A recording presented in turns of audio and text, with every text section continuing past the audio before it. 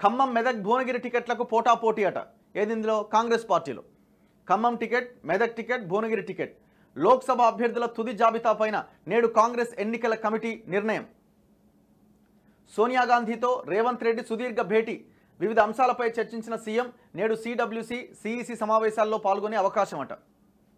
So దాదాపు సాయంత్రం 4 గంటలకు 10 జన్పథ్లోని సోనియా గాంధీ నివాసానికి వెళ్ళి 5:30కు సమావేశమైనారట. సుమారు గంటన్నర పాటు తెలంగాణ రాష్ట్ర ప్రభుత్వ 100 రోజుల పాలన, ఎన్నికల సందర్భంగా ప్రజలకిచ్చిన హామీల అమలు, కార్పొరేషన్ పదవుల భర్తీ, పార్టీలోకి చేరికల గురించి రేవంత్ ఆమెకు నివేదించినారట. సో అన్ని అంశాలు చర్చకు వచ్చి ఉంటాయి. నేను అనుకోవడం ఈ ప్రభుత్వాన్ని కూల్చే కుట్ర జరుగుతున్నదన్న అంశాన్ని కూడా ఆయన తెర మీదకి తెచ్చి ఉంటాడు. సో వలసలని ప్రోత్సహించాల్సిన అవసరాన్ని కూడా ఆయన చెప్పుంటాడు నాకు తెలిసి. ఇవన్నీ అంశాలు చర్చ జరిగి ఉంటాయి. రాష్ట్రంలో లోక్సభ స్థానాలకు అభ్యర్థుల ఎంపికలో కాంగ్రెస్ పార్టీ ఏకాభిప్రాయ దిశగా సాగుతోంది. 4 లోక్సభ నియోజకవర్గాలకు మొదటి జాబితాలోని అభ్యర్థులను ప్రకటించగా మిగిలిన 13 స్థానాలకు ప్రకటించాల్సి ఉన్నది. గత కొన్ని రోజులుగా పోటీలో ఉన్న అభ్యర్థుల బలాలు, సామాజిక సమీకరణాలు తదితర అంశాలను పరిగణలోకి తీసుకోవడంతో పాటు సర్వేలను కూడా ఆధారంగా చేసుకొని ఓ నిర్ణయానికి వచ్చినట్టు సమాచారం. సర్వే లేదు, పాడలేదు. సర్వే స్టార్ట్ చేసినారు. ఆదివారం రాత్రి ముంబైలో జరిగిన భారత న్యాయ్ జోడో యాత్ర ముగింపు సమావేశానికి ముఖ్యమంత్రి రేవంత్ రెడ్డి, ఉప ముఖ్యమంత్రి భట్టి విక్రమార్క, రెవెన్యూ మంత్రి పొంగులేటి శ్రీనివాసరెడ్డి హాజరయ్యారు. వ్యూహకర్త సునీల్ కనుగోలు కూడా అక్కడే ఉన్నారు. ముంబైలో జరిగిన స్క్రీనింగ్ కమిటీ సమావేశంలో ముఖ్యమంత్రి, ఉప ముఖ్యమంత్రితో పాటు ఇతర సభ్యులు పాల్గొని అభ్యర్థుల ఎంపికపైన చర్చించారు. మంగళవారం కేంద్ర ఎన్నికల కమిటీ, కాంగ్రెస్ వర్కింగ్ కమిటీ సమావేశాలు జరగబోతున్నాయి. ఇందులో పాల్గొనేందుకు రేవంత్ రెడ్డి, భట్టి ముంబై నుంచి ఢిల్లీ వెళ్లారు. కేంద్ర ఎన్నికల కమిటీలో మంత్రి ఉత్తమ్ కుమార్ రెడ్డి సభ్యులుగా ఉన్నారు. సిఈసిలో తుది జాబితాకు ఆమోదముద్ర పడే అవకాశం ఉన్నది. సంబంధిత వర్గాల సమాచారం మేరకు నియోజకవర్గాలపై మేధోమదనం జరుగుతున్నదట. చేవెళ్ల లోక్సభ స్థానం నుంచి సిట్టింగ్ ఎంపీ, బీఆర్ఎస్ నుంచి కాంగ్రెస్లో చేరిన రంజిత్ రెడ్డి పేరును సిఫారసు చేశారు. దాదాపుగా ఆయనే కన్ఫామ్ అయ్యే అవకాశం కనబడతా ఉన్నది.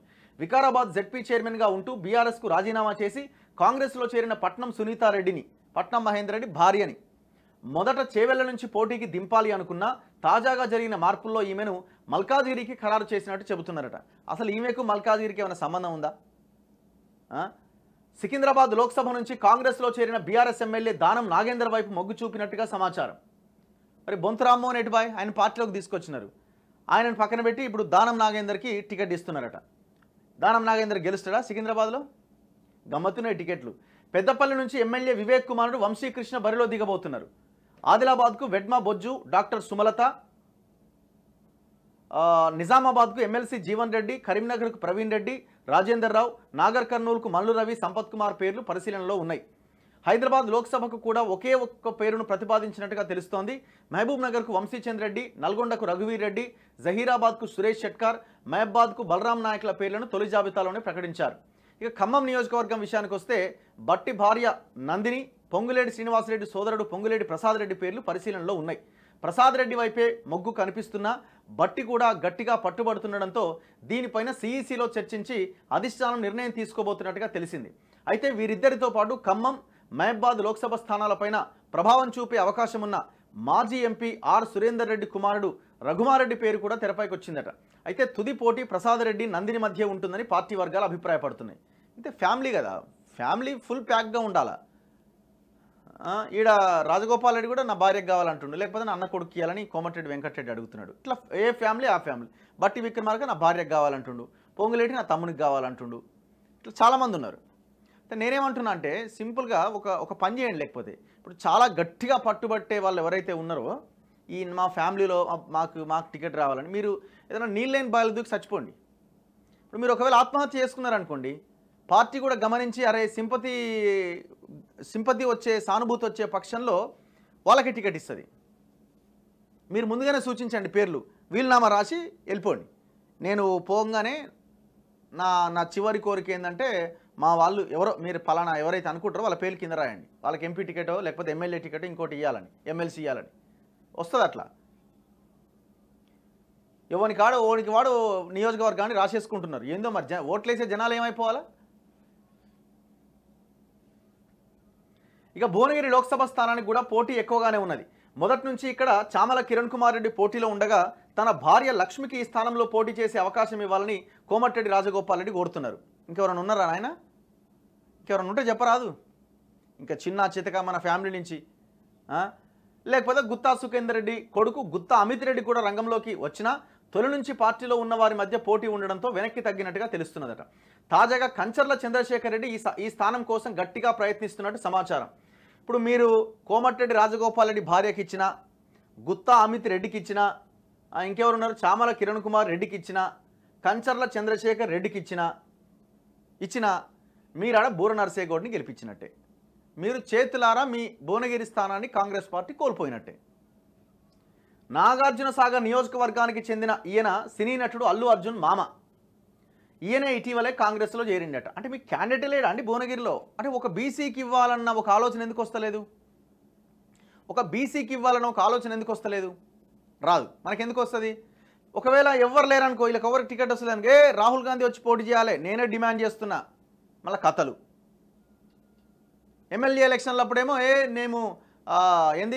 నేను నా అవసరమైతే నా టికెట్ని త్యాగం చేస్తా వెంకటరెడ్డి. మరి ఇప్పుడు ఎందుకో త్యాగం చేయరు? మీ భార్య గారికి టికెట్ కావాలా, లేకపోతే మీ అన్న కొడుకుకి టికెట్ కావాలా? అబ్బా,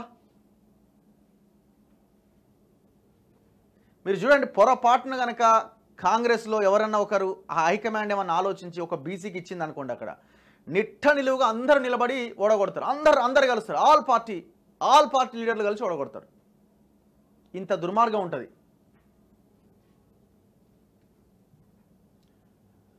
మెదక్ లోక్సభ అభ్యర్థి విషయంలో కూడా పార్టీ ఆచితూచి వ్యవహరిస్తున్నట్టుగా తెలిసింది. ఇప్పటి వరకు నీలం మధు ముదిరాజ్, మైనంపల్లి హనుమంతరావు తదితరుల పేర్లు వినిపించాయి. నీలం మధుకి అవకాశం ఉంటుందనే ప్రచారం జరిగింది. తాజాగా ఒక పారిశ్రామికవేత్తతో పాటు శేరిలింగంపల్లికి చెందిన రఘునాథ్ యాదవ్ పేరు కూడా తెరపైకి వచ్చిందట. అంత రియల్ ఎస్టేట్ అన్నమాట ఇది. సామాజిక సమీకరణాల్లో నాగర్ కర్నూల్, వరంగల్ స్థానాలపైన తుది నిర్ణయం తీసుకోలేదని సమాచారం. నాగర్ కర్నూల్ లోక్సభ టికెట్ను మొదటి నుంచి మల్లు రవి కోరుతున్నారు.